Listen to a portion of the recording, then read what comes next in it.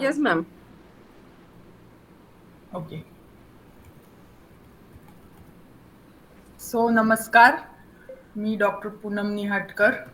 आज 7 एप्रिल 2025. तर 7 एप्रिल हा दिवस WHO तर्फे वर्ल्ड हेल्थ डे म्हणून साजरा केला जातो. 1948 साली जेव्हा दुसरे वर्ल्ड वॉर समाप्त झाले, संपले, त्याच्यानंतर आपल्याला अ, बऱ्याच ठिकाणी महामारी म्हणजे आपण साथीचे रोग अशा समस्या पूर्ण जगामध्ये जाणवायला लागल्या. त्यावेळेस WHO ची स्थापना झाली. WHO म्हणजे वर्ल्ड हेल्थ ऑर्गनायझेशन. आणि त्याची स्थापना 7 एप्रिल या दिवशी झाली होती. त्याच्यामुळे 7 एप्रिल हा सगळ्या संपूर्ण जगामध्ये नंतर जागतिक आरोग्य दिन म्हणून साजरा केला जातो. तर आजचा जो विषय आहे जागतिक आरोग्य दिन, तर आज जो म्हणजे साजरा केला जातोय त्याची थीम अशी आहे 2025ची, की हेल्दी बिगिनिंग्स होपफुल फ्युचर्स.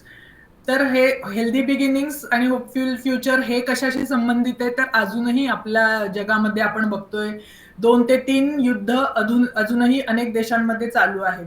तर अशा वेळेस सगळ्यात जास्त व्हर्सेटाईल जनरेशन कोणतं असतं? कुठेही युद्ध सुरू असेल तर त्या ठिकाणी सगळ्यात जास्त त्रास कोणत्या लोकांना होतो, तर त्या असतात महिला आणि लहान मुलं.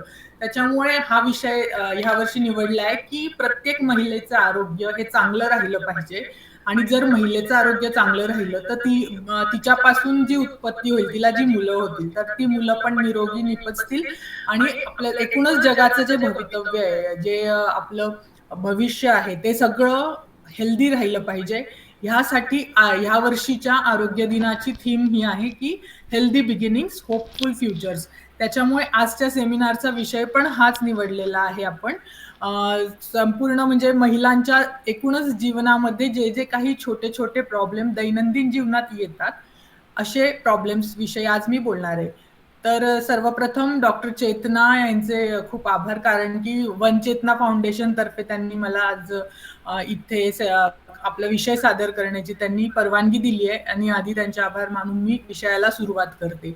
तर नुसतं सुंदर दिसणं किंवा आपण बाहेरनं मेकअप वगैरे केला आणि खूप आपण अट्रॅक्टिव्ह दिसतोय, ते फार म्हणजे ते इनफ होईल का?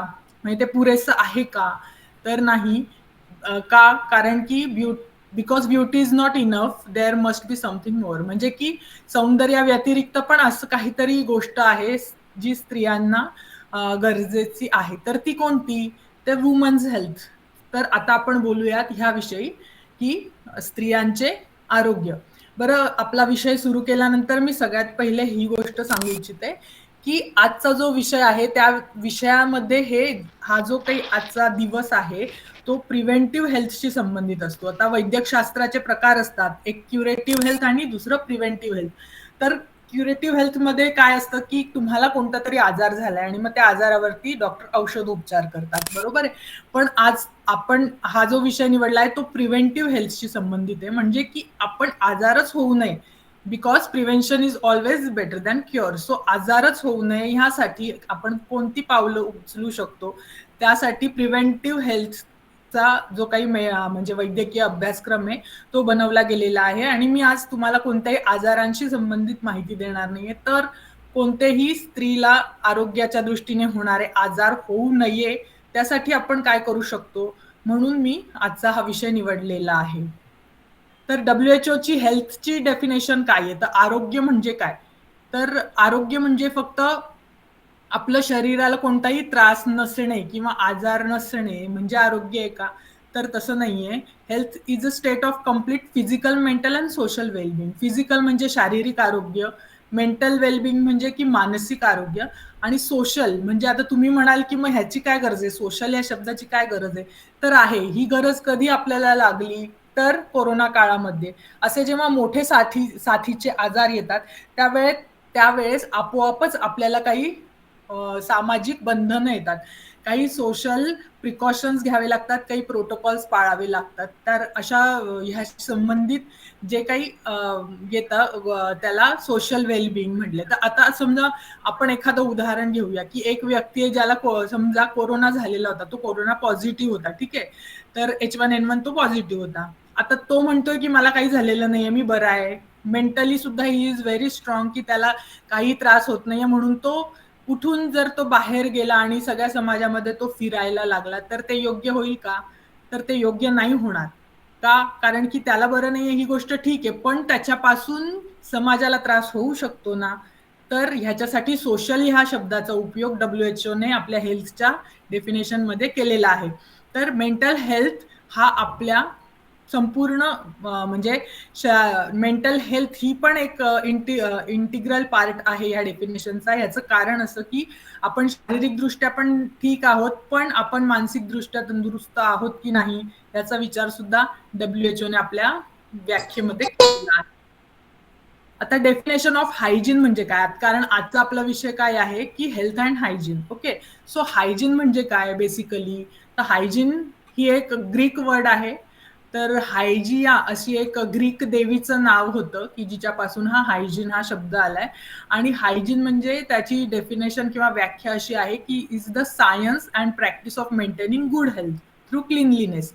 तर आपण आपल्या शरीराचं म्हणजे रोग न व्हावा यासाठी किंवा रोग प्रतिकार क्षमता वाढवायची कशी, तर काही गुड हॅबिट्स, स्वच्छतेच्या काही चांगल्या सवयी लावल्यानंतर आपण आपल्या म्हणजे आपल्या स्वतःला शारीरिक त्रासांपासून रोगांपासून दूर ठेवू शकतो. ह्याच्यापासूनच हायजीन हा शब्द बनला. आता ह्या आहेत मिशेल ओबामा. ह्यांचं काय म्हणणं आहे की प्रत्येक स्त्री, being healthy woman is not about getting on a scale or measuring your waistline. We need to start focusing on what matters, on how we feel and how we feel about ourselves. आजच्या काळात जर स्त्रियांची आरोग्याविषयीची गोष्ट म्हणजे definition बघितली तर किती workout करायचा, जिमला जायचं की योगा करायचा किंवा डायटिशियन कडे जायचं आणि माझं वजन 10 किलोनी वाढलंय आणि मला ते आता कमी करणं गरजेचं आहे, किंवा मग माझं म्हणजे माझी जी फिगर आहे ती खराब झालेली आहे आणि मला त्याच्यासाठी आता खूप जिम केला पाहिजे मगच मी बरी होईल. तर ह्या डेफिनेशन्स मध्ये आपली हेल्थ बसत नाही. हेल्दी असणं म्हणजे तुम्ही शारीरिकदृष्ट्या आणि मानसिकदृष्ट्या पण आनंदी पण असले पाहिजे. जर तुम्ही कोणतीही गोष्ट अचीव्ह करताना जर तुम्हाला त्रास होत असेल आणि तुमच्या दृष्टीने ते स्ट्रेसफुल होत असेल, तर ती हेल्थ असू शकत नाही. त्यामुळे फक्त आपलं वजन आणि आपलं दिसणं, आपली कमनीयता ही हेल्थची डेफिनेशन होऊ शकत नाही. आणि आपल्याला हेल्दी का असायचं, तर जी communities, countries and ultimately the world are only as strong as the health of their woman.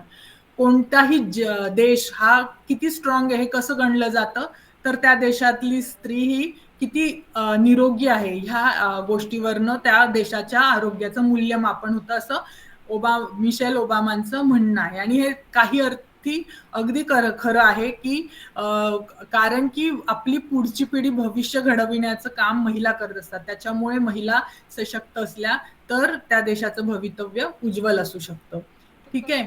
तर मेन्स्ट्रुअल हायजीन, आता आपण मेन्स्ट्रुअल हायजीन पासून सुरुवात करूया. मेन्स्ट्रुअल हायजीन डे मे 28 ला सेलिब्रेट केला जातो. हा कदाचित ही गोष्ट तुम्हाला सगळ्यांना माहिती नसेल, पण आहे. WHO ने 28 मे ला इंटरनॅशनल मेन्स्ट्रुअल हायजीन डे म्हणून डिक्लेअर केलेला आहे. तर ह्या आता मेन्स्ट्रुअल हायजीन कसं असलं पाहिजे ह्याच्या भारत सरकारच्या काही गाईडलाईन्स आहेत, आपल्या इंडियन गव्हर्नमेंटच्या काही गाईडलाईन्स आहेत, त्यातलंच हे एक पोस्टर मी दाखवलेलं आहे. तर आधीच्या काळात असं होतं की पाळी आल्यानंतर काही गोष्टी ह्या पाळल्या जायच्या की 4 दिवस बाजूला बसा, किंवा आपण व्यवस्थित स्वच्छता म्हणजे त्यावेळेस टॉयलेट्स पर्सनल टॉयलेट्स अवेलेबल नव्हते, पाणी अवेलेबल नसायचं, बरेचदा गावात बाहेर जावं लागायचं स्त्रियांना काही गोष्टींसाठी. तर अशा वेळेस जेव्हा की बाईला स्त्रीला पाळी आलेली, अशा वेळेस तिने खूप त्रास उपभोगले काही काळ. त्याच्यानंतर ह्या गाईडलाईन्स आल्या. त्याच्यामध्ये सगळ्यात पहिली गाईडलाईन आहे की तुम्ही श्रीमंत असा किंवा तुम्ही गरीब असा किंवा तुम्ही कोणत्याही कॅटेगरीचे असा इकॉनॉमिकली, पण एक स्वच्छ सॅनिटरी नॅपकिन तुम्हाला असणं हा प्रत्येक स्त्रीचा अधिकार आहे, तो तिला मिळालाच पाहिजे. त्यामुळे सॅनिटरी नॅपकिन वापरू शकतात, टॅम्पून्स, कप्स, हे जे काही प्रकार आहेत ते सगळे आपण मेन्स्ट्रुअल पिरियड्स ज्यावेळेस पाळी आलेली असते त्यावेळेस वापरू शकतो. मेन्स्ट्रुअल हायजीन मध्ये काय येतं की जे टॅबू जे आहेत, आपले सोशल टॅबूज जे आहेत, की बऱ्याचदा असं सांगितलं जातं की डोकं धुवू नका, तुला पाळी आलेली आहे, किंवा अंघोळ करू नका, म्हणजे किंवा बाजूला बसा, किंवा डे टू डे ऍक्टिव्हिटीज तुम्ही करू नका. तर हे जे काही टॅब्यूज जे आहेत ते बाजूला ठेवायला पाहिजे. उलट पक्षी रोज स्वच्छ राहण्यासाठी आंघोळ केली पाहिजे. प्रत्येक वेळेस वॉशरूमला जाऊन आल्यानंतर हात व्यवस्थित धुतले पाहिजे. वेळच्या वेळी आपले नॅपकिन्स बदलले पाहिजे, जेणेकरून 2 ते 3 तासाच्या वर आपण आपले पॅड्स बदललेच पाहिजे. कारण त्याला असं कारण आहे की बॅक्टेरियल इन्फेक्शन्स त्याच्यामध्ये ग्रो व्हायला लागतं, आणि भारत आपला जो देश आहे तो उष्ण कटिबंधातला देश आहे, त्याच्यामुळे आपोआपच बॅक्टेरियल ग्रोथ सुरू होते. त्याच्यामुळे अशा वेळेस 3 तासानंतर प्रत्येक वेळेस तुम्ही पॅड बदलणं गरजेचं असतं. आता आपण जेव्हा वॉशरूमला जाऊन येतो किंवा आपण पॅड बदलतो त्यावेळेस शक्यतो साध्या पाण्याचा वापर करायचा. गरम पाणी वापरू नये. त्याच्यानंतर कोणत्याही प्रकारचं सोप वॉटर पण वापरायचं नाही. म्हणजे अशी कोणती गोष्ट ज्याच्यानी आपल्या खालच्या योनी भागाला त्रास होऊ शकतो, अशा गोष्टी वापरायच्या नसतात. त्याच्यामुळे साध्या पाण्याने आपली स्वच्छता करावी. आणि जर त्या भागात आपल्याला म्हणजे ओलेपणा जाणवत असेल, तर टिश्यू पेपरने तो भाग स्वच्छ पुसून घ्यावा. हा बेसिक मेन्स्ट्रुअल हायजीनचे हे काही स्टेप्स आहेत, ते जवळपास मला वाटतं सगळेच फॉलो करत असतील. पण आपण आता ऑर्गनायझेशनसाठी आपण ही जी सेमिनार घेतो आहे, तर चेतना मॅडम ह्या विदर्भामध्ये ग्रामीण भागातल्या महिलांसाठी काम करतात, आणि त्या दृष्टीने त्यांनी हे सेमिनार अरेंज केले. त्यामुळे मी हे काही गोष्टी सांगते त्या रिपिटेटिव्ह वाटतीलही कोणाला, पण त्या भागातल्या महिलांपर्यंत हे जाणं गरजेचं आहे, म्हणून मी या ठिकाणी ह्या गोष्टी सांगते आहे. आता डिस्चार्ज, तर जेव्हा आपण मेन्स्ट्रुअल हायजीनचा विषय असतो त्यावेळी योनी मार्गे आपल्याला काही प्रकारचे स्त्राव हे संपूर्ण मेन्स्ट्रुअल सायकलमध्ये स्त्रवत असतात. तर हे त्याचे चार्ट दिलेला आहे की पहिले 6 दिवस जेव्हा पाळी येऊन गेलेली असते तेव्हा योनी भागातून ड्राय आणि स्टिकी असा स्त्राव बाहेर येऊ शकतो. 7 ते 9 दिवसांमध्ये तोच स्त्राव थोडासा घट्ट झालेला आपण जाणवू शकतो.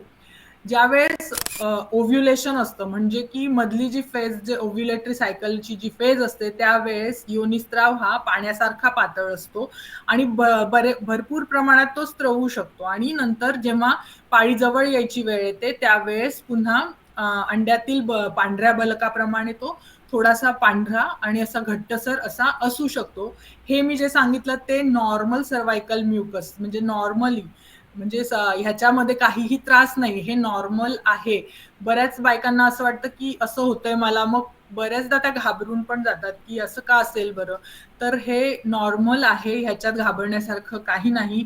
प्रत्येक वेळेस फक्त टिश्यू पेपरने म्हणा हे आपण पुसून घेणं किंवा कोरड्या कपड्याने हे पुसून घेणं गरजेचं आहे. त्याच्यासाठी कोणत्याही प्रकारचं साबण वापरू नये किंवा शॅम्पू किंवा कोणताही आपले जे काही आजकाल बाथ वगैरे येतात ते वापरायचं नाही, लिक्विड सोप्स वगैरे. कारण की योनी भाग हा ऍसिडिक नेचरचा असतो आणि आपण जे काही साबण वापरतो ते अल्कलाईन नेचरचे असतात. तर त्याची विरोधी प्रक्रिया होऊन उलट आपल्या योनी मार्गाला आग होणे किंवा आरक्तपणा येणे, लालसरपणा, अशा गोष्टी होऊ शकतात. त्याच्यामुळे फक्त साधे पाणी वापरावे. शक्यतो बाकीचे कोणतेही सोप्स किंवा हे लिक्विड सोप वापरू नये. आता आपल्याला कधी कळेल की आपल्यामध्ये काहीतरी प्रॉब्लेम आहे? तर ज्यावेळेस आपल्याला म्हणजे कधी आपल्याला डॉक्टरकडे जाणे, एक घंटा असते ना, ती घंटा असते की नाही आता काहीतरी प्रॉब्लेम आहे, आपण डॉक्टरकडे जायला पाहिजे. तर असं कधी?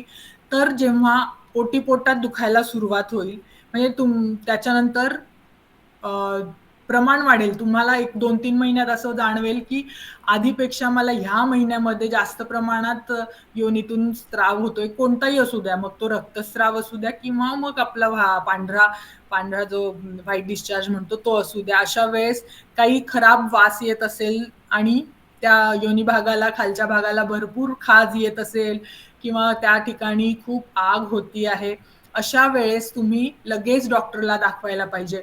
आणि जर तुम्हाला पाळी नाहीये आलेली, आता तुमची डेट सुद्धा नाहीये, दिवस नाहीये, तरी सुद्धा जर तुम्हाला रेड डिस्चार्ज होत असेल, तर मात्र तुम्ही लगेच डॉक्टरला जायला पाहिजे. ह्या गोष्टी अशा आहेत, आता ह्या गोष्टी अशा आहेत, की ज्या गोष्टी आपल्याकडे अजूनही आपण वेळ काढून नेण्याचा प्रकार करतो. भारतामध्ये ही गोष्ट अजूनही आहे. होईल बरं म्हणून कोणतेतरी रेमेडीज घेतले जातात, घरगुती उपाय घेतले जातात, मैत्रिणींना विचारून कोणत्यातरी गोळ्या घेतल्या जातात.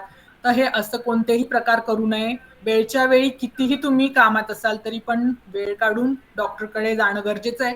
जेणेकरून डॉक्टर तपासणी करून तुम्हाला औषधं देतील. ह्याच्यामध्ये अजून एक मोठी गोष्ट समस्या अशी आहे, की ऑन काउंटर मेडिकेशन ते सुद्धा करू नये. कारण की त्या जोपर्यंत त्या भागाची तपासणी होत नाही, तोपर्यंत डॉक्टर निष्कर्षाप्रत येत नाही, की हा बॅक्टेरियल इन्फेक्शन आहे का फंगल इन्फेक्शन आहे किंवा ह्याच्या व्यतिरिक्त सुद्धा कधी-कधी प्रोटोझोअल इन्फेक्शन्स असतात. तर अशा वेळेस डॉक्टरला व्हायरल इन्फेक्शन्स पण असतात. अनेक प्रकारचे इन्फेक्शन व्हजायनाला होऊ शकतात. ते फक्त डॉक्टरला समजू शकतं. कोणत्याही इतर व्यक्तीला समजू शकत नाही. त्याच्यामुळे असे काही जर लक्षणं दिसले, ताबडतोब आपल्या डॉक्टरकडे धाव घ्यावी. पुढचा विषय आतापर्यंत मी मेन्स्ट्रुअल हेल्थ विषयी बोलले. आता आपला पुढचा विषय घेऊया. प्री प्रेग्नन्सी आणि पोस्ट प्रेग्नन्सी मॅनेजमेंट. ओके. तर आतापर्यंत मी मेन्स्ट्रुअल हायजीनमध्ये बोलले. तर अजून एक गोष्ट सांगायची राहिली, की जेव्हा पहिल्यांदाच मुलीला आपल्या ज्या आता वयोगट साधारण 9 वर्षांच्या पुढे म्हणजे भारतामध्ये सुद्धा 9 वर्षांच्या पुढे 16व्या वर्षापर्यंत लहान मुलींमध्ये पाळी यायला सुरुवात होत असते. तर अशा वेळेला काय करायचं? तर सगळ्यात महत्त्वाचं म्हणजे उत्तम आहार द्यायचा. मुलीचं हिमोग्लोबिन चेक करायचं आणि जर कमी दिसत असेल 10च्या वर साधारण 12च असायला हवं, पण 10च्या वर असेल तर फॉलिक ॲसिड आणि आयर्नच्या गोळ्या सुरू करायला हव्यात. बेसिक एक्सरसाइज आणि सगळ्यात महत्त्वाची गोष्ट म्हणजे एज्युकेशन. मुलांना आपल्या मुलीला आपण आधीपासूनच ह्या गोष्टींमध्ये तयारी असली म्हणजे शिकवून ठेवलेलं असलं पाहिजे, जेणेकरून शाळेमध्ये किंवा कुठेही बाहेर सार्वजनिक ठिकाणी त्यांना जर काही असं वाटलं, तर त्यांना लगेच त्याविषयी म्हणजे समजून येईल त्यांना आणि त्याच्यावरती उपाय करू शकतील. तर हे मेनार्की किंवा पाळी सुरू झाल्यानंतरच्या गोष्टी होत्या. आता प्री प्रेग्नन्सी आपण काय करायला हवंय जेव्हा मी हे फक्त प्रिव्हेंटिव्ह मेजर्स म्हणून सांगते. इथे कुठेही औषधोपचार सांगणार नाहीये. तर सगळ्यात आधी कोणत्याही व्यक्तीला जेव्हा आपल्याला आपण आता एखादं बाळ जन्माला घालायचं आहे, असं जेव्हा निर्णयाप्रत एखादी स्त्री येते, तेव्हा तिने सगळ्यात आधी स्वतःच्या लाईफस्टाईलमध्ये चेंजेस करावे. कारण की लवकर म्हणजे रात्रीचं जागरण म्हणा, अतिरिक्त डिव्हाइस किंवा स्क्रीन टाईम असो, कोणतं तरी एखादं चहाचं का असेना व्यसन असो, ह्या सगळ्या गोष्टी बाजूला ठेवल्या गेल्या पाहिजेत आणि स्वतःच्या शरीराकडे कारण की पुढचे 9 महिने एकतर स्वतःच्या गर्भाशयात बाळाला सांभाळायचं असतं आणि त्याच्या पुढचे 6 महिने कमीत कमी बाळाला स्तनपान करायचं असतं. त्यामुळे लाईफस्टाईल चेंजेस केले पाहिजे. ह्या दरम्यान फॉलिक ॲसिड घ्यावं. फॉलिक ॲसिड का घ्यावं? तर बाळांमध्ये नर्व्हस सिस्टीमशी संबंधित मतिमंदता किंवा गतिमंदता अशा प्रकारचे काही आजार होऊ नये म्हणून फॉलिक ॲसिड्स दिले जातात. त्यामुळे ते आवर्जून घ्यावे. Track your cycle. प्रत्येक महिन्याची आपली पाळीची तारीख लिहून ठेवावी. कधी तुम्हाला असं जाणवतंय की मला काही प्रॉब्लेम आहे, तर तुम्ही तुमच्या जवळच्या डॉक्टरला जाऊन भेटावं. या दरम्यान काही ब्लड टेस्ट पण केल्या जातात. थायरॉइड टेस्ट केली जाते. त्याच्यानंतर एक नॉमिनल सोनोग्राफी की आपल्याला काही पोटात काही त्रास तर नाहीये. असं काही टेस्ट ज्या आपल्या जवळचे डॉक्टर आपल्याला सांगतील त्या करून घेण्यास हरकत नाही. म्हणजे जर काही त्याच्यामध्ये कमी जास्त असेल तर तुम्ही 2 ते 3 महिने औषधं घेऊन तुमचं आपण आपल्या शरीराला म्हणजे प्रेग्नन्सीसाठी तयार करू शकतो. तर आणि दुसरी गोष्ट, ह्या व्यतिरिक्त जर तुम्हाला काही दुसरे त्रास असतील, की तुमच्या दातांचे काही प्रॉब्लेम्स आहेत, कानाचा काही प्रॉब्लेम्स आहे, म्हणजे हे सेकंडरी गोष्टी आहेत, की ज्या तुम्ही टाळत आलेले आहेत. समजा एकदम सोपी गोष्ट जशी की आपल्याला रूट कॅनल करायचंय. तरी सुद्धा जर तुम्ही प्रेग्नन्सी जर प्लॅन करत असाल, तर तुमच्या दाताच्या ट्रीटमेंट ह्या आधी करून घेतलेल्याच पाहिजे. जेणेकरून प्रेग्नन्सीमध्ये तुम्हाला त्या गोष्टी करायच्या नाहीयेत, ज्याच्याने तुम्हाला प्रेग्नन्सीला काहीतरी त्रास होऊ शकतो. तर ह्या गोष्टी प्रिव्हेंटिव्ह मेजर्स बिफोर प्रेग्नन्सीच्या मी सांगितल्या. आता पोस्ट पार्टम सांगते. पोस्ट पार्टम म्हणजे काय, की डिलिव्हरी आता तुमची झाली. आता डिलिव्हरी झाल्यानंतर काय प्रॉब्लेम्स येऊ शकतात स्त्रियांमध्ये आणि ते कसे टॅकल करायचे. तर हे बाकीचे जे प्रॉब्लेम्स आहेत, समजा ब्रेस्ट एन्गॉर्जमेंट म्हणजे स्तनांमध्ये काही गाठी असणे, दुखणे, योनी मार्गाद्वारे स्त्राव होणे, बऱ्याच स्त्रियांना मलावष्टंभ, मूळव्याध असे त्रास सुरू होतात आणि केस गळणे हा पण एक आजार असू शकतो. तर हे त्रास हे बाळंतपणानंतर होऊ शकतात. मी ह्याच्याविषयी बोलण्यापेक्षा मी एका विषयावर बोलेल, ते म्हणजे इमोशनल सिम्पटम्स. कारण हे जे काही त्रास आहेत हे गायनेकॉलॉजिस्ट किंवा तुमचे जे काही ऑब्स्टेट्रिशियन्स असतील ते सॉल्व्ह करू शकतात. प्रिव्हेंटिव्ह मेडिसिनचा कुठे रोल येतो, तर तो रोल येतो तुमच्या इमोशनल सिम्पटम्समध्ये. बऱ्याच नवीन आई झालेल्या मुलींना हे समजत नसतं, की मला हे का होतंय? का होतंय म्हणजे काय होत असतं त्यांना? तर त्यांना बऱ्याच लहान म्हणजे लहान नाही म्हणता येणार हल्ली, पण नवीन आता बाळ झाले, पहिल्यांदाच बाळ झालंय, तर अशा काही-काही मुलींना असं पण डेव्हलप होतं, की बाळाला घ्यायची सुद्धा इच्छा होत नाही त्यांना जवळ किंवा सारखं बाळ चिड-चिड करतंय आणि काय मी हेच-हेच कामं करू का? आणि मग नंतर त्याच्यामुळे डिप्रेशन येणं किंवा मग एन्झायटी अटॅक्स येणं आणि मला ह्याच्यामध्ये काहीच कशातच रस राहिला नाही. हे जे काही सिम्पटम्स आहे, हे इमोशनल सिम्पटम्स हे खूप कॉमन आहे आणि हे बऱ्याचदा बघायला मिळतात, पण ह्याला औषध नाही. तर ह्याचं एकच औषध आहे, ते म्हणजे पोस्टपार्टम सुद्धा डिलिव्हरी झाल्यानंतर सुद्धा जर तुम्ही बेबी फीडिंग करत असाल, तर आयर्न आणि कॅल्शियम चालू ठेवायला पाहिजे आणि वेळच्या वेळी तुम्ही तुमच्या मित्र-मैत्रिणीशी, घरातल्या नातेवाईकांशी, आई-वडिलांशी संवाद साधला पाहिजे. जेणेकरून मनावरचं दडपण थोडं कमी होईल. कारण की हे सगळे जे सिम्प्टम आहेत ते शारीरिक कमतरता तर असतेच आणि आपण आई झालोय त्याच्यामुळे जे इमोशनल नवीन काहीतरी आपल्यावरती जबाबदारी आहे, ह्याच्यामुळे जे डिस्टर्बन्स तयार झालेले असतात, त्याच्यामुळे हे सिम्प्टम्स होतात. पण ते 100% बरे होतात. साधारण 1-1.5 वर्षानंतर परत मूळ पदावरती मानसिक आरोग्य येतं. त्यामुळे हे काळजी करण्यासारखं नाहीये, पण दुर्लक्ष करण्यासारखं सुद्धा नाहीये. आता आजचा तिसरा विषय आहे मेनोपॉजशी संबंधित.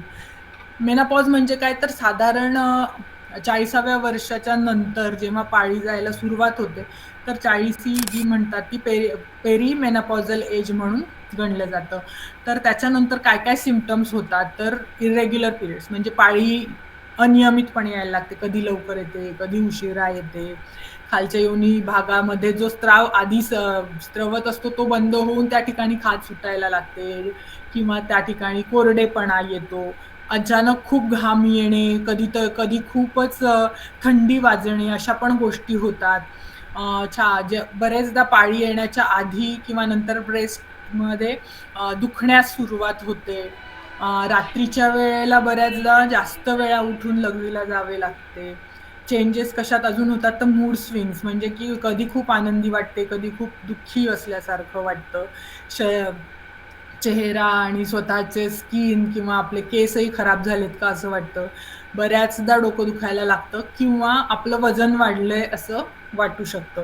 तर हे सगळे मेनोपॉजशी संबंधित आपले सिम्प्टम्स आहेत. तर ह्याला टॅकल कसं करायचं? आता ह्याच्यासाठी प्रिव्हेंटिव्ह मेजर्स काय आहेत? तर त्याच्यासाठी सगळे सांगतात त्याप्रमाणेच डाएट व्यवस्थित घेतलं पाहिजे. कोणतं व्यसन आपण असेल तर ते टाळलं पाहिजे. पण ह्यापेक्षा मी महत्त्वाचं सांगेल, की भारतीय स्त्रियांमध्ये सगळ्यात मोठा प्रॉब्लेम आहे तो B12 डेफिशियन्सी आणि व्हिटॅमिन D3 डेफिशियन्सी. आपण जेव्हा 40सी नंतर साधारण वर्षातनं एकदा तरी आपल्या रक्ताची तपासणी केली पाहिजे, जेणेकरून आपल्याला थायरॉइड, व्हिटॅमिन D3 आणि B12 जर कमी असेल आणि आपण जर त्याच्या सप्लिमेंट्स घेतल्या किंवा इंजेक्शन घेतलं, तर त्याच्यामुळे बराच फरक पडतो. ह्याच्यामुळे आपलं शारीरिक आणि मानसिक दोन्ही आरोग्य सुधारण्यास मदत होते. बरेचदा पाळी पुन्हा रेग्युलर येऊन विदाऊट सिम्प्टम्स मेनोपॉज अचीव्ह व्हायला मदत होते. त्यामुळे ह्या कोणत्याही गोष्टीचा बाऊ करण्यापेक्षा काय त्याच्यावरती काय आपण उपाय करू शकतो हे पाहणं गरजेचं आहे. तसंच हे योग्य वय असतं, की जेव्हा आपल्याला थोडंसं आपलं एक्सरसाइज, योगा म्हणा, मेडिटेशन ह्याच्याकडे लक्ष दिलं पाहिजे. आपल्याला जर घरात मुलंही मोठे झालेले असतात, त्यामुळे ह्या गोष्टींसाठी वेळ मिळू शकतो. तर अ, आध्यात्मिक प्रगतीसाठी सुद्धा जर काही वाचण्यात आलं आणि शिकावं लागलं, तर त्याच्याने सुद्धा आपलं मानसिक आरोग्य संतुलित राहण्यास मदत होते.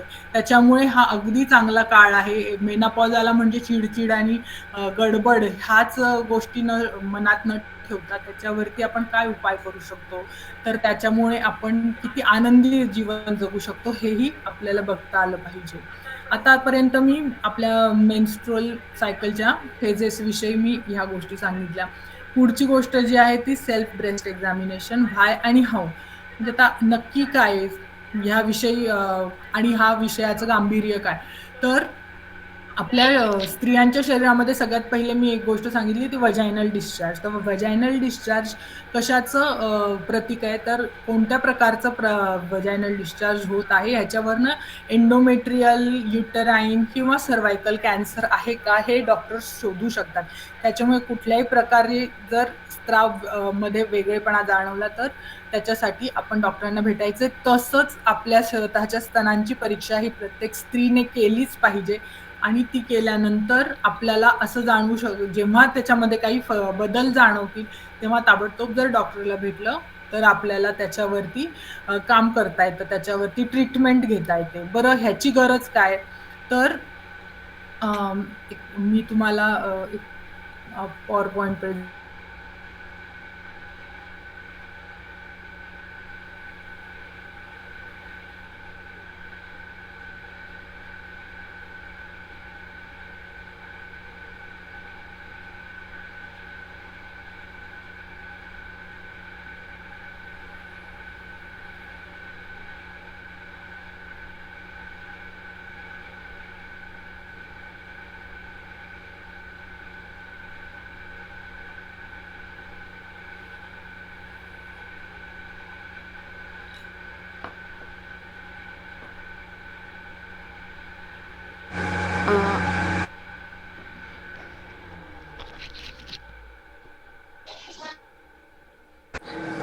नेटवर्क कनेक्टिव्हिटीचा इश्यू होत आहे.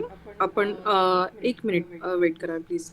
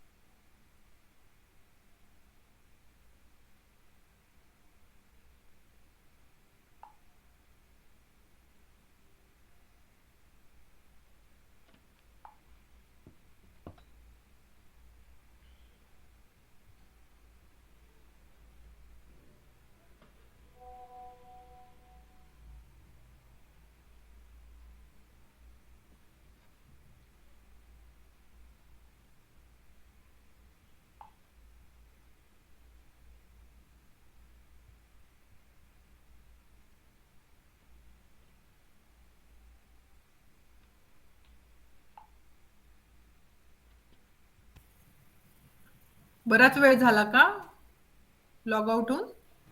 नाही मॅम, एक मिनिट होत आहे. I guess network connectivity issue झालाय. तुम्ही ठीक आहे, स्क्रीन तर मी परत शेअर करा. स्क्रीन दिसत नाही आहे. नाही, मी आता जो विषय सुरू केला होता तो कोणता होता? आता मी शेवटी बोलले तो testing of breast okay. Examination.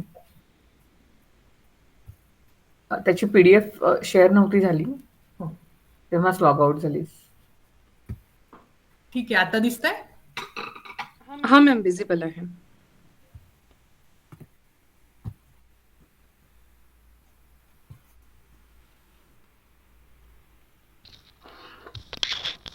तर बेसिकली हा जो अवयव आपल्या शरीरामध्ये, स्त्रियांच्या शरीरामध्ये आहे, तर तो बाहेरून म्हणजे बाह्य अवयव आहे. त्याच्यासाठी आपल्याला काहीही कुठल्या डॉक्टरकडे जाण्याची गरज नाही. आपण स्वतःच आपल्या स्वतःच्या शरीराची जर तपासणी केली तर आपल्याला प्रथम म्हणजे की पहिल्या श्रेणीतील जर काही कॅन्सरची लक्षणं असतील तर ती लगेच आपल्याला समजू शकतात आणि त्याच्यामुळे आपण ते म्हणजे हा विषय महत्वाचा आहे. तर अजून एक आहे पब्लिश झालेलं की भारतामध्ये जे स्त्रियांच्या कॅन्सरचं मृत्यूचं प्रमाण आहे त्याच्यात ब्रेस्ट कॅन्सर हे सगळ्यात जास्त प्रमाणात होणाऱ्या मृत्यूंमध्ये गणलं जातं. म्हणून हा प्रोटोकॉल आपल्या कुटुंब कल्याण मंत्रालयाने चालू केला होता. तर ब्रेस्ट सेल्फ एक्झामिनेशन म्हणजे BSE. ओके, तर ह्याचे ऍडव्हान्टेजेस काय आहे तेच मी आता सांगितलं. तसं की आपण स्वतः प्रत्येक स्त्री, प्रत्येक महिला ही स्वतःच्या स्तनांचं परीक्षण करू शकते. तर हे करण्यासाठी काय गरजेचं असतं तर कॉन्फिडन्स, बाकी काही नाही. पण फक्त कॉन्फिडन्स पाहिजे आणि न घाबरता आपण स्वतःच्या शरीराकडे बघण्याची आपल्याला हिंमत झाली पाहिजे. आणि ही खरी गोष्ट आहे, कारण आपल्याकडे मी आता म्हणजे खूप वेळा हे सेमिनार्स अरेंज केले. आता मागच्या 7 ते 8 वर्षापासून मी हे काम करते. पण अटेंडन्स खूप कमी असतो. ह्या विषयावरती अटेंड करायला सुद्धा बायका घाबरतात. तर ह्याच्यासाठी काम करणं ही तर फार पुढची गोष्ट आहे. तर त्याच्यासाठी आपण बेसिकली मूळ त्याची जडणघडण बघूया. तर ब्रेस्ट ही एक प्रकारचा जो अवयव आहे तो द्राक्ष कसे एका घड्याला लटकलेले असतात त्याप्रमाणे द्राक्ष असल्याप्रमाणे स्तनग्रंथी छोट्या छोट्या एका नळीद्वारे आपल्या समोरच्या जे काही स्तनाग्र म्हणूयात किंवा निपल, तर तिथपर्यंत दूध तयार करून पोहोचवण्याचे काम करत असतात. त्याच्यामुळे छोट्या छोट्या द्राक्षांप्रमाणे हा अवयव बनलेला असतो. ठीक आहे. तर ह्याचं कारण काय, मी हे सांगायचं कारण काय आहे तर ते पुढे कळेल की आपण जेव्हा स्तनांची परीक्षा करत असतो त्यावेळेस 2 प्रकारची परीक्षा असते. एक तर इन्स्पेक्शन आणि दुसरी पाल्पेशन. इन्स्पेक्शन म्हणजे स्वतःला बघणे म्हणजे आणि पाल्पेशन म्हणजे स्पर्श करून बघणे. तर इन्स्पेक्शन म्हणजे इन्स्पेक्शन ऑफ ब्रेस्ट करताना काय दिसतं आपल्याला तर दोन्ही पण बाजूचे जे स्तन आहेत किंवा ब्रेस्ट आहेत ते एकमेकांच्या सारखे आहेत. त्याचप्रमाणे त्यांचा आकार सारखा आहे, त्यांची शरीरावरची जी पोझिशन आहे ती सारखी आहे. त्या ठिकाणी जी स्किन आहे तिला कोणताही रंग बदललेला नाहीये, ती अगदी फेंट झाली नाहीये किंवा जास्त आरक्त झालीये, पिवळी झालीये असं पण कोणतेही बदल आपल्याला दिसत नाहीये. त्यानंतर जे स्तनाग्र आहे निपल्स ते आतमध्ये ओढले गेलेत का, तिकडचा जो काळा भाग असतो त्याच्या भोवतीचा त्याच्यावर काही ऍबनॉर्मॅलिटीज दिसतात का, या गोष्टी आपल्याला समजू शकतात. आणि आपला जो स्तनांचा आकार असतो तो एक प्रकारचा एक डोळ्याचा आकार असतो. आता तुम्ही इथे पण बघाल तर हे समोर दिसतं ते गोलाकार आपल्या काखेपर्यंत गेलेला असतो. त्याच्यामुळे आपल्या डोळे जसे असतात तसं स्तनांचा आकार असतो काखेपर्यंत गेलेला. त्याच्यामुळे आपल्याला आपल्या काखेची म्हणजे ऍक्झिलाची पण तपासणी करणं गरजेचं असतं. ऍक्झिलरी ग्रंथ त्या भागात पण बऱ्याचदा हीट बॉईल्स येतात, म्हणजे आपण त्याला गळू म्हणतो, तर ते येणं ती वेगळी गोष्ट आहे. पण त्या ठिकाणी गाठ आहे का तर हे बघणं गरजेचं असतं. आता पाल्पेशन म्हणजे काय तर आपण एखादा भाग जर म्हणजे असं समजूयात की जर आपण एखादा मऊ बॉल हातात पकडलेला असेल आणि आपण त्याला बाजूंनी आपल्या दुसऱ्या हाताद्वारे स्पर्श करणे, तर याला पाल्पेशन परीक्षा असं म्हटलेलं आहे. आणि आपण जेव्हा ही करत असतो त्यावेळेस त्या ठिकाणी म्हणजे जी गरमी आहे, आता नॉर्मल टेम्परेचर आपल्या शरीराचं दुसरीकडे डोक्याला वेगळं आणि आपल्या स्तनाग्रांना किंवा स्तनाच्या ठिकाणी वेगळं आहे का हे बघितलं जातं. त्या ठिकाणी काही म्हणजे दुखरा भाग आहे का, कुठे पेन होत आहे का ते बघितलं जातं. स्तनांमधून काही डिस्चार्ज होतोय का, पिवळा, लाल किंवा कधी कधी रक्तही येत असतं. कधी अचानक म्हणजे वय नाहीये पण दूध यायला सुरुवात होतात. समजा मेनोपॉज झालेला आहे पण दूध येतंय, तर हे सगळे प्रॉब्लेम असल्याचे लक्षण असतात. त्याच्यामुळे स्तनाग्रांची पाल्पेशन टेस्ट केली जाते. तर हे सायन्स ऑफ आता तुम्ही म्हणाल की प्रत्येक प्रॉब्लेम स्तनांना येणारा किंवा ब्रेस्टला येणार प्रत्येक प्रॉब्लेम कॅन्सर असतो का, तर अजिबात नाही. 70% बिनाईन प्रॉब्लेम्स असतात, म्हणजे नॉन कॅन्सरस ग्रोथ्स असतात किंवा प्रॉब्लेम्स असतात, ते सॉल्व्ह करता येतात. त्याच्यासाठी आपण डॉक्टरांकडे दाखवलं तर ते प्रॉब्लेम सॉल्व्ह होऊ शकतात. आता सेल्फ ब्रेस्ट एक्झामिनेशनच्या स्टेप्स. ओके, सगळ्यात पहिली स्टेप आहे की आरशासमोर उभं राहणं. ज्यावेळेस आंघोळ करत असतो किंवा नंतर आंघोळीनंतर जेव्हा आपण कपडे घालण्यासाठी वगैरे आरशासमोर उभे राहतो तेव्हा स्वतःला आरशात बघावं. तेव्हा आपल्याला एकदम चांगलं विजिबल असतं की आपल्या शरीरात काही बदल झालेत का. Not only for breast but for कुठलाही पार्ट, आपल्या शरीराचा कुठलाही भाग जो आपल्या नजरेने दिसत नाहीये तो आरशात बघून बघितला की आपल्याला त्या ठिकाणी काही प्रॉब्लेम आहे का हे दिसू शकतं. त्यानंतर थोडंसं खाली वाकून सुद्धा बघायचं, कारण की वरती आपल्या गळ्याच्या जवळ काही गाठी आहेत का, किंवा गळ्याच्या थोड्याशा खालच्या भागावर जे हाड आहे त्याच्या जवळ जर काही गाठी असल्या तर त्या सुद्धा आपल्याला जाणवू शकतात. हात वर करून आपल्या दोन्ही काखांमध्ये पण बघायचं की काही त्रास आहे का, काही कुठे गाठ आलेली आहे का. ही आहे ब्रेस्ट पाल्पेशन एक्झामिनेशन. तर त्या 2 प्रकारे केल्या जातात. एक तर अंघोळ जेव्हा आपण करत असतो त्यावेळेस हाताला साबण लावून क्लॉकवाईज म्हणजे घड्याळाच्या काट्यांप्रमाणे फिरवावं आणि अँटी क्लॉकवाईज म्हणजे घड्याळाच्या उलट्या काट्यांप्रमाणे आपण ब्रेस्टच्या भोवती जर हळूवारपणे हात फिरवला, थोडासाच दाब द्यायचा, जास्त दाब द्यायचा नाही, किंवा 3 फिंगर टेस्ट म्हणतात त्याला, 3 बोटांनी हळूवार दाब देत जर फिरवलं, त्यानंतर खालून वर आणि वरून खाली असं जर फिरवलं तर आपल्याला जर छोटीशी जरी गाठ असेल तरी ती दिसून येते. पण स्तनांना ब्रेस्टला दाबणं अपेक्षित नाहीये, कारण मगाशीच आपण बघितलं की ते द्राक्षाच्या घडाप्रमाणे असतात. त्याच्यामुळे दाबणं अपेक्षित नाहीये, फक्त हळूवार त्याचा वरून 3 फिंगर्सनी त्याची टेस्ट करणं गरजेचं आहे. क्लॉकवाईज, अँटी क्लॉकवाईज, खालून वर आणि वरून खाली. ह्याच्यात छोट्यात छोटी गाठ सुद्धा आपल्या निदर्शनास येऊ शकते. आता हे झालं सेल्फ एक्झामिनेशन कसं करावं, कधी करावं, तर प्रत्येक महिन्याला. आता 20 वर्षाच्या वरच्या सगळ्या स्त्रियांनी आणि शेवटपर्यंत अगदी 70-80 वर्षाच्या स्त्रियांपर्यंत सगळ्यांनी हे करणं गरजेचं आहे. ज्या स्त्रियांना पाळी येते त्या मुलींनी आणि त्या महिलांनी आपल्या पाळीच्या 4थ्या दिवशी दर महिन्याला ही एक्झामिनेशन्स करावी. आणि त्याच्यानंतर पाळी गेलेल्या स्त्रियांनी महिन्याच्या 5व्या एखादा दिवस ठरवून घ्यावा, एखादी डेट तारीख, आणि त्या दिवशी ह्याचं आपण म्हणजे ब्रेस्ट सेल्फ एक्झामिनेशन करावं. तर ब्रेस्ट सेल्फ एक्झामिनेशन केल्यानंतर रेकमेंडेशन्स काय आहेत, तर फेंट कलरचे कपडे वापरावे, काय म्हणूया कॉटनचे कपडे वापरावेत, कम्फर्टेबल इनरवेअर असले पाहिजे. शक्यतो जेव्हा उन्हात जातो तेव्हा काळ्या रंगाचे डार्क कलरचे इनरवेअर वापरू नये.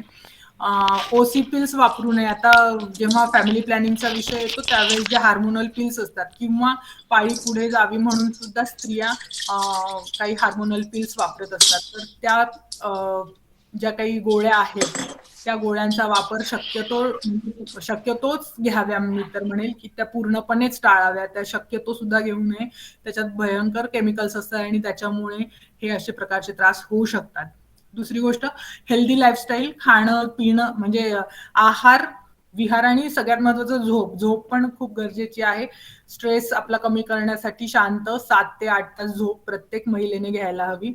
आणि ज्या घरात त्रास आहे, म्हणजे ज्या घराण्यांमध्ये रक्ताच्या नात्यांमध्ये आधी कॅन्सर होऊन गेलेला आहे, तर अशा महिलांनी जास्त लक्ष देणं गरजेचं आहे. अशा स्त्रियांनी स्वतःच्या शरीराकडे जास्त लक्ष द्यावं. आणि पुढची गोष्ट म्हणजे आता प्रत्येक वेळेस मॅमोग्राफीच करायला गेलं पाहिजे असं काही नाही, पण एक साधी सोनोग्राफी सुद्धा आपण ब्रेस्टची करून घेऊ शकतो. त्याच्यासाठी आपल्या जवळच्या डॉक्टरकडे जावं. अगदी आपल्या फॅमिली डॉक्टरकडे गेलं आणि त्यांना जरी तपासायला सांगितलं ब्रेस्ट आणि त्यांच्याकडनं लिहून घेतलं काही तपासण्या, तर त्या सुद्धा आपण करू शकतो. हे का सांगतोय, तर पुढच्या स्टेजवर जाण्याच्या आधीच आपल्याला हे आजार कळू शकतात आणि खूप चांगली ट्रीटमेंट अवेलेबल आहे आणि त्याच्यातनं लवकरात लवकर स्त्रिया बाहेर पडू शकतात. तर prevention is better than cure, ह्याच्यासाठी हे सगळं ब्रेस्ट कॅन्सर विषयी मी सांगितलं. आता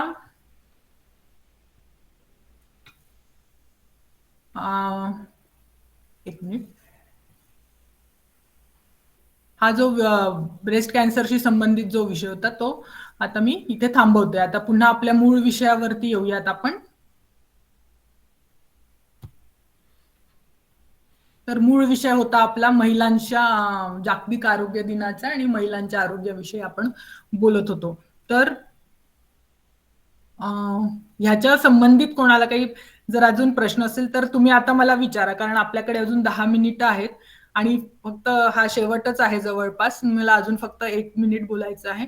कोणाला काही प्रश्न असतील ह्या संबंधित तर विचारा, किंवा जर म्हणजे मी माझं हे पण शेअर करते कॉन्टॅक्ट नंबर. जर काही अडचणी असेल तर मला मेसेज करू शकता व्हॉट्सअप वरती.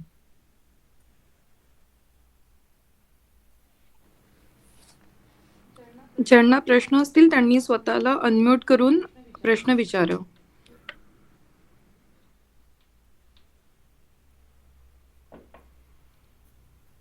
हे प्रेझेंटेशनची स्लाइड दिसते मॅडम परत?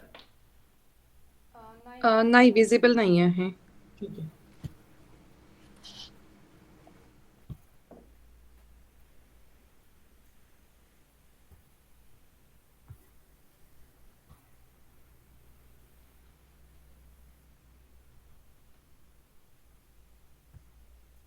Hello ma'am. हा, बोला ना. Hello. Thank you so much.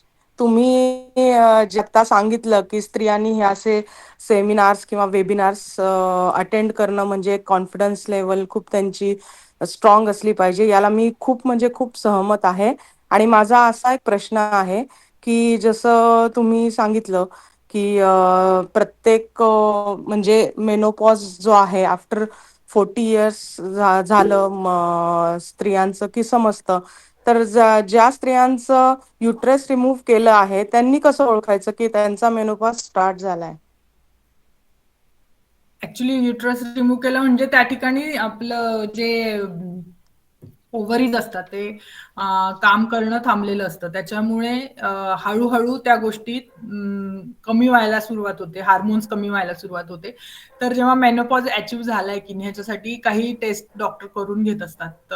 FSH LHच्या blood taste केल्या जातात, त्या करू शकतो आपण. त्याच्यातनं आपल्याला समजू शकतो की मेनोपॉज हा अचीव्ह झाला आहे की नाही. पण बऱ्याचदा काही गरज लागत नाही, कारण की काही लक्षणच नसतात, काही दुखणे पण नसतात. पण एक गोष्ट निश्चित आहे की जेव्हा मेनोपॉज स्त्रीला येतो त्यावेळेस व्हिटॅमिन D3 आणि कॅल्शियम घेणं खूप गरजेचं असतं, कारण की हाडांचा ठिसूळपणा वाढण्याची शक्यता असते. कारण जेव्हा ओव्हेरियन हार्मोन्स कमी सिक्रेट व्हायला सुरुवात होतात आफ्टर मेनोपॉज, त्यावेळेस ते डायरेक्ट इफेक्ट आपल्या हाडांवर करतात आणि हाडं ठिसूळ होऊन पुन्हा फ्रॅक्चर्स वगैरे व्हायची शक्यता असते. त्याच्यामुळे कॅल्शियम आणि आपलं व्हिटॅमिन D3 याच्या मेडिसिन्स घेत राहायचं. पण हे घेण्याच्या आधी ब्लड टेस्ट करावी आणि त्याच्या अनुसारच डॉक्टरच्या सल्ल्याने औषधं घ्यायला हवी. प्रत्येक वेळेस टेस्ट करणं, FSH LH ची टेस्ट करणं गरजेचं नसतं. जर काही लक्षणं नसतील तर, काही त्रास नसेल तर त्याला अवॉइड करू शकतो. Okay ma'am. ओके. ही स्लाइड दिसते माझी? Happiness is highest form of health. Hello.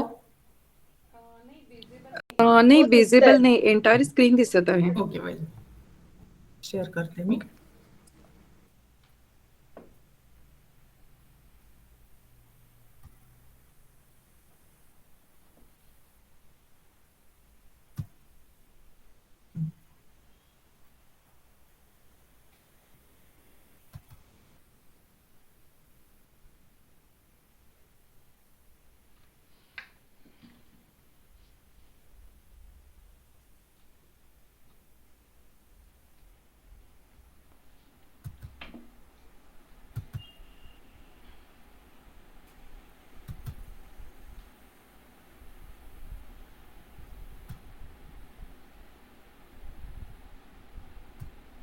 Okay. तर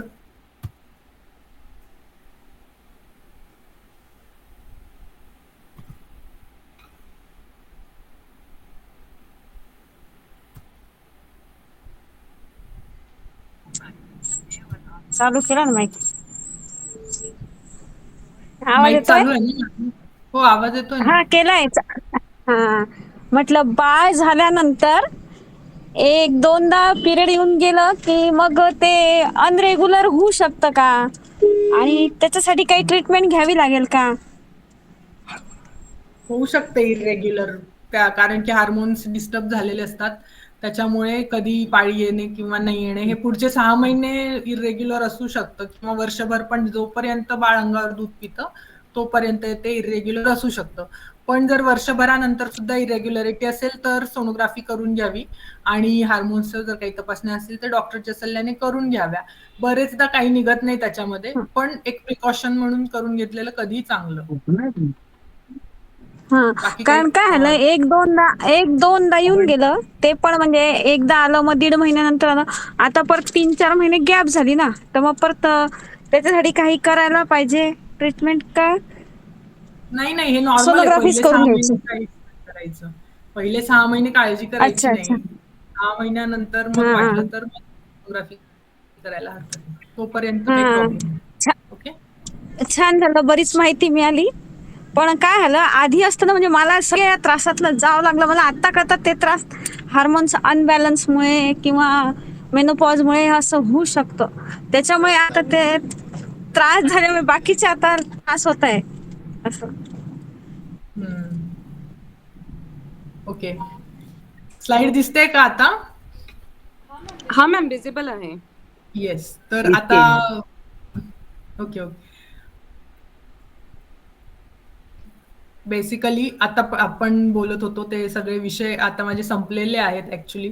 शेवटची स्लाइड आहे की please never hesitate to reach out to me. म्हणजे जर कधी कोणाला काही अडचण असेल आणि कोणाला मला विचारायचं असेल काही, तर माझा हे दिलेला आहे फोन नंबर आणि माझा मेल आयडी. तर तुम्ही कोणीही मला मेसेज करू शकता, आपण या विषयावरती बोलू शकतो. आणि चेतना मॅडम ज्या आहे, डॉक्टर चेतना उगले, ह्या यवतमाळ जिल्ह्यामध्ये ग्रामीण भागामध्ये काम करतात. त्या डॉक्टर जरी असल्या तरी त्या स्वतः बेसिकली बॉटनिस्ट आहेत, आणि त्या ग्रामीण भागातील महिलांचं सक्षमीकरणासाठी त्या काम करतात. आणि नुसतं शारीरिकच नाही, आज आपण आरोग्याच्या दृष्टीने बोललो, पण त्या आर्थिकदृष्ट्या सबलीकरण म्हणा किंवा एज्युकेशनल एम्पॉवरमेंट सुद्धा महिलांसाठी, ह्यासाठी त्या प्रयत्न करत असतात. तर मी त्यांचे खूप खूप आभारी आहे की त्यांनी मला जिथे बोलण्याची संधी दिली. आणि माझा पण आज म्हणजे अनेक वर्षांपासनं मी 7 एप्रिल रोजी काही ना काही उपक्रम करत असायचे. स्वतःचं ज्या वेळेस माझं क्लिनिक होतं त्यावेळेस सुद्धा मी तिथे महिलांसाठी जे ब्लडचे कॅम्प म्हणा किंवा बोन डेन्सिटी कॅम्प्स अरेंज करायचे, पण मागच्या 1-1.5 वर्षापासून झालं नव्हतं. तुमच्या निमित्ताने आजचा दिवस सत्कारणी लागला, याबद्दल धन्यवाद. चेतना मॅडम, शेवट करावा. थँक्यू सो मच मॅम, तुम्ही वेळात वेळ काढलाय. आपण 10 मिनिटासाठी, मला असं वाटते जर कोणाला काही प्रश्न असेल तर अनम्यूट करून विचारू शकता.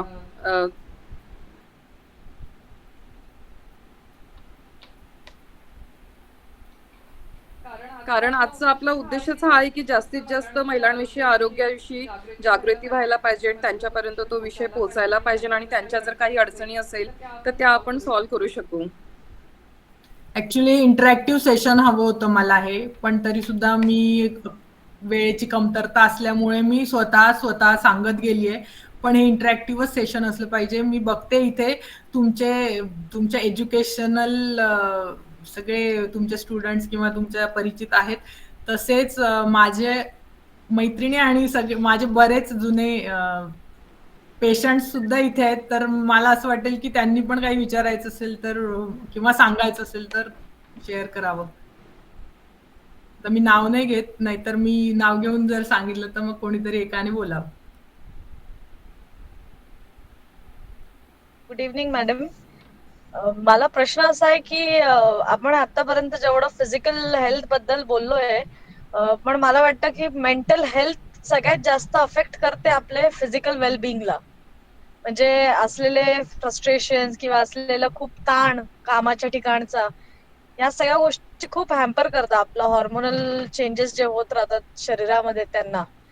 तर ह्यासाठी काय तुम्ही सजेस्ट कराल? म्हणजे मेंटल बिईंग सगळ्यात आधी पीसफुल जर असेल तर मला वाटतं सगळं सुरळीत होऊ शकतं.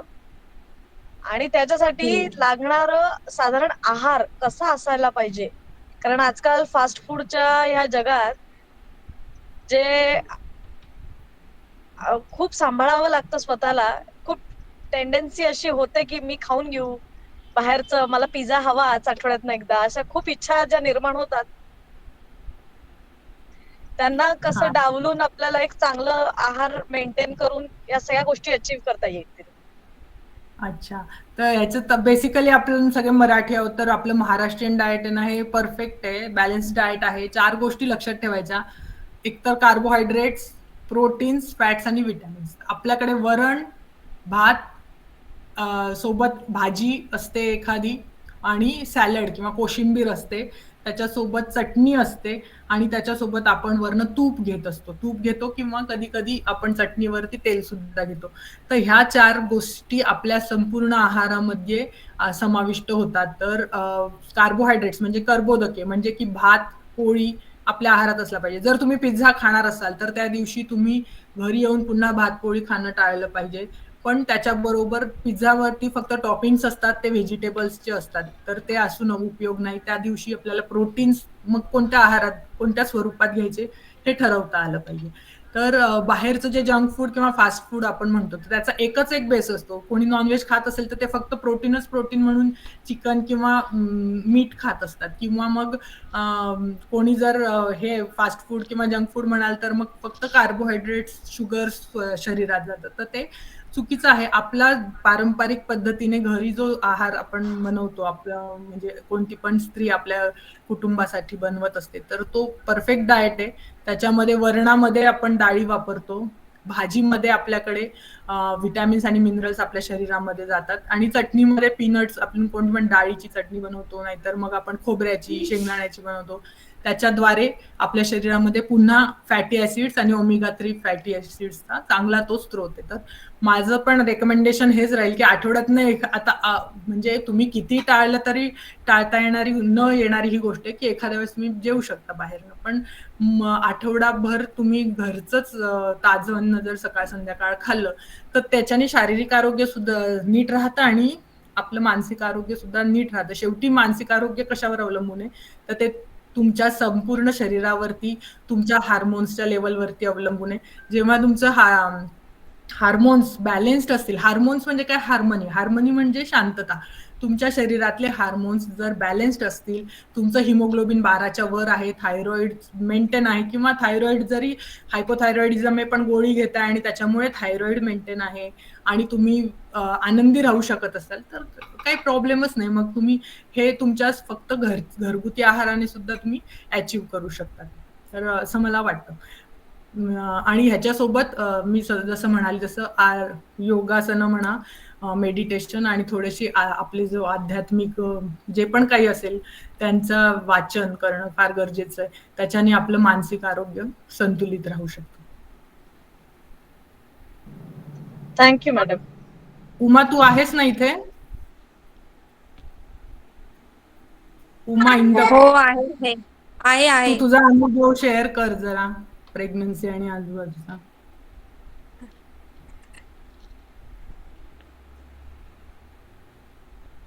हॅलो, मी हा, बोल. उमा इंदौर. अ, तर मी प्रेग्नेन्सीसाठी आधी खूप बाहेर ॲलोपॅथी ट्रीटमेंट केलेल्या. नंतर मी आयुर्वेदिक ट्रीटमेंट केली पूर्णपणे मॅडमने सांगितल्याप्रमाणे. आणि नंतर मला लगेचच 5-6 महिन्यात प्रेग्नन्सी राहिली. मग ऑक्टोबर 2019ला मला मुलगी झाली. त्याच्यानंतर पण आम्ही तिच्यासाठी पूर्ण ट्रीटमेंट पूर्ण मॅडमचीच घेतलेली. हो, पण त्याच्या आधी आणि आपण तुझं पूर्ण प्रिव्हेन्शन साठी काय केलं ते सांग. म्हणजे की ओके, म्हणजे तुझे विरेचन हार्मोन्स वगैरे. डिस्टर्ब होते, हां, आणि हां, हां. तुझ्या हार्मोन्स बरे होण्यासाठी आपण सगळ्यात आधी 6 महिने ट्रीटमेंट घेतली. तर हाच हो. आजचा उद्देश आहे ना आपला, की प्रत्येक वेळेस आपल्याला जे पाहिजे ते लगेच नाही मिळत. लगेच 5-6 नाही महिने मिळत. हो, आपल्याला हो. हां, 5-6 5-6 महिने महिने टाइम लागेल. त्यासाठी आधी आम्ही शरीर शुद्धी केलेली. शरीर शुद्धी केलेली. त्यासाठी पंचकर्मामधलं एक केलेलं विरेचन केलेलं. ते 8 दिवस पूर्ण शरीराला मसाज करून नंतर 8व्या दिवशी एक गोळी देतात मॅडम. त्या गोळीनंतर पूर्ण आपलं पोट शुद्ध पोट एकदम साफ होतं.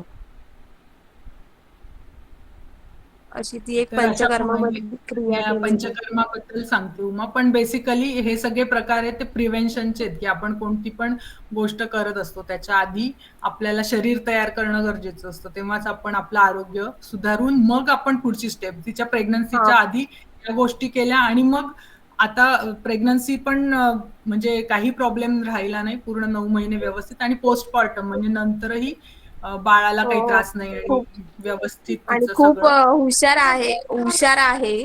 मुलगी ती. अमृता तू आहेस ना? अमृता सावंत. अमृता. हो, नमस्ते मॅडम. तुला म्हणजे योगासनांचा काय फायदा झाला हे सांग. प्रिव्हेंटिव्ह हेल्थच्या संबंधित. हो. अ, आधी सर्वांना नमस्ते आणि पूनम मॅडमला सुद्धा नमस्ते आणि थँक यू की त्यांनी आधीची माहिती खूप छान सांगितली. आता मी माझा अनुभव सांगते. मी पुण्यातून ट्रीटमेंटसाठी कळव्याला गेले होते आणि मला PCODचा त्रास होता. तर मॅडमने उत्तम मार्गदर्शन केलं. PCODसाठी त्यांचे जे आयुर्वेदिक औषधं आहेत, फलघृत म्हणा किंवा आणखीन बाकी टॅबलेट्स वगैरे, तर त्याने मला खूप फरक पडला. काही योगासनं म्हणजे मी त्यासाठी सूर्यनमस्कार वगैरे करायला लागले. आणि मला थोडासा किडनी स्टोनचा सुद्धा त्रास होता. तोही बरा झाला आणि PCOD सुद्धा बरा झाला. आता मला एक 4 वर्षाचा मुलगा आहे. बेसिकली अमृता जेव्हा पहिल्यांदा आलेली कन्सल्टेशनला त्यावेळेस ती वाकू सुद्धा शकत नव्हती. म्हणजे तिला मी म्हणलं की एक सूर्यनमस्कार घालून दाखव मला, तर तिला वाकून पाय सुद्धा पकडता येत नव्हते. तर मी तिला म्हटलं की तू पुढचे 6 महिने प्रेग्नन्सी अजिबात ट्राय पण करू नकोस.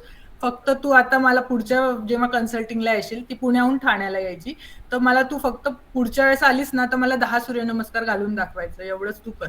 असं मी तिला त्यावेळेस सांगितलं होतं. आणि मग ती नंतर 2-2 महिन्यांनी जेव्हा कन्सल्टिंगला यायची त्यावेळेस ती खूप छान सूर्यनमस्कार घालायला शिकलेली. आणि मला वाटतं मेडिसिनपेक्षा जास्त उपयोग त्या योगासनांमुळे झाला, की जेव्हा ती व्यवस्थित तिचं शरीर वाकायला सुरुवात झाली तेव्हा ती एक मला वाटतं अचानकच ती कन्सिव्ह झाली आणि तिला मग प्रेग्नन्सी राहिली आणि नंतर सगळं सुरळीत पार पडलं. त्याच्यामुळे मी हे सांगण्याचं कारण आहे, हे पेशंट्सचे रिव्ह्यूज का आहेत, की प्रिव्हेंटिव्ह मेडिसिन किती गरजेचं आहे. तुम्ही ट्रीटमेंट काय करता ह्यापेक्षा तुमच्या शरीरात काय त्रास आहे आणि तो टाळण्यासाठी काय केलं पाहिजे ह्याच्यासाठी मी हे उदाहरणं दोघी जणींना मी बोलायला सांगितलं.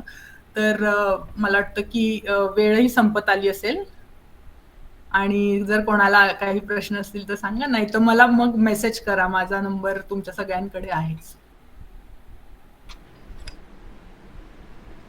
मॅम, जे नव्याने जॉईन झालेले आहे किंवा ज्यांना तुमचा परिचय आता झालेला आहे त्यांच्यासाठी तुम्ही तुमचा ईमेल ID चॅट बॉक्समध्ये प्लीज शेअर करा, म्हणजे जेणेकरून कोणाला आणखी काही क्वेरीज असेल किंवा तुमचा सल्ला घ्यायची इच्छा असेल तर ते तुम्हाला क्वेरी पाठवू शकेल.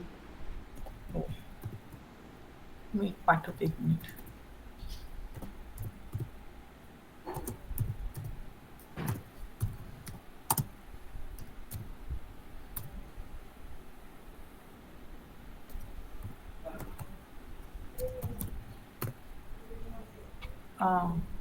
ओके.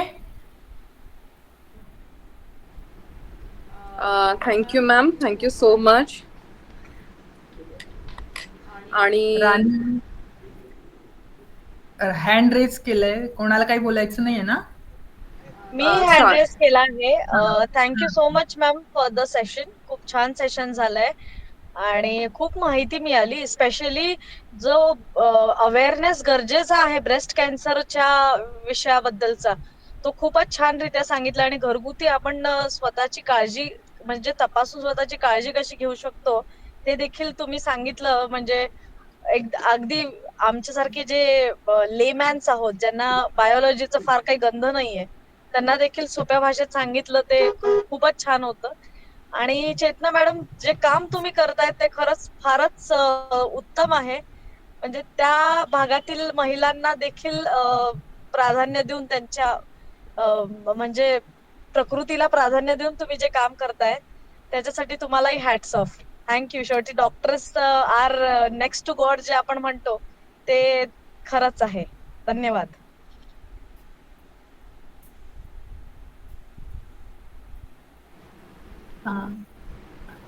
राणी जेठेथोर, तू हात वर केलास, तुला काही बोलायचंय का राणी?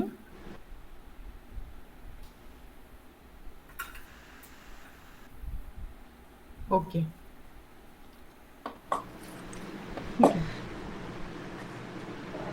Thank you ma'am.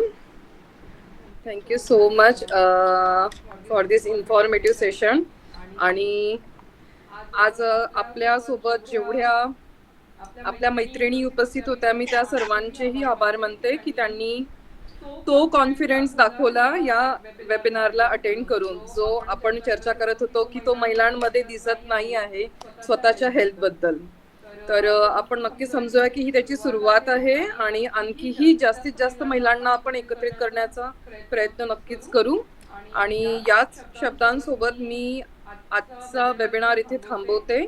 आणि वंचितना फाउंडेशन कडून मी डॉक्टर पूनम निहतकर मॅडमचे आभार मानते की त्यांनी आम्हाला वेळ दिला आणि एवढी माहिती सर्व स्त्रियांपर्यंत पोहोचवली. त्याबद्दल मी त्यांचे मनापासून आभार व्यक्त करते आणि सोबत आज उपस्थित असणाऱ्या सर्व मैत्रिणींचेही आभार मानते. Thank you so much ma'am. Message केला आहे ना ज्यांनी, त्यांनी मला ना व्हॉट्सअपवर मेसेज करा. ओके, माझा नंबर वर दिलाय.